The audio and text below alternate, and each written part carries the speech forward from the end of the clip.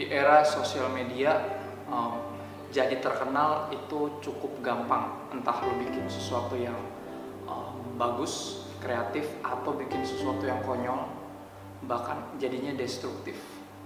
Dan gini, dari dulu sampai sekarang semua orang pengen terkenal. Alasannya kalau udah terkenal, salah satunya adalah bukan cuma dikenal orang, tapi punya banyak uang. Seolah jadi terkenal di dunia itu yang paling penting. Tapi Yesus pernah ceritain satu kisah yang cukup horor, ya, di Lukas 16 ayat 19 sampai 31. Ada kisah tentang seorang kaya dan Lazarus yang miskin. Di kisah itu bukan horor karena pas mati orang kayanya masuk neraka dan Lazarus yang miskin masuk surga. Horornya adalah di sepanjang kisah kita nggak pernah tahu siapa nama orang kayanya. Nampaknya ketika orang kaya dan terkenal di dunia, bisa jadi surga nggak kenal, bisa jadi nggak dikenal di surga. Ya, gue pengen bacain dari Matius 7 ayat 21 sampai 23. Yesus yang ngomong ini. Bukan setiap orang yang berseru kepadaku Tuhan, Tuhan akan masuk ke dalam kerajaan surga, melainkan dia yang melakukan kehendak Bapakku yang di surga.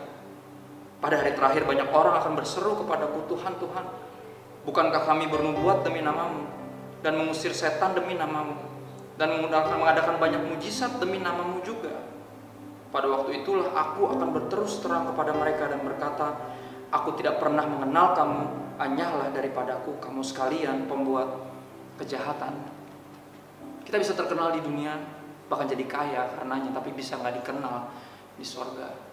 Bahkan di sini kalau kita baca ayatnya cukup jelas, dikatakan di sana bahwa yang ngomongin adalah orang-orang yang pelayanannya, kalau bisa dibilang pelayanannya atas nama Tuhan spektakuler, ya, nyembuhin orang sakit, buat banyak mujizat, bahkan bernubuat bahasa aslinya bisa membagikan isi hatinya Tuhan, seperti bawain firman dengan cara yang bagus. Dan gak bisa dipungkirin, gue juga jadi jadi lumayan dikenal karena jadi pengkhotbah. Dan gue mau ngomong ini juga tentang diri gue sendiri, betapa semua kita, ya bukan cuma gue, kita mesti hati-hati karena kita bisa jadi mengaku mengenal Tuhan, ya, bahkan berasa melakukan banyak hal buat dia, tapi di hari terakhir dia nggak kenal kita. Ya, ayat di sini adalah yang perlu diperhatiin ketika kata-kata ini.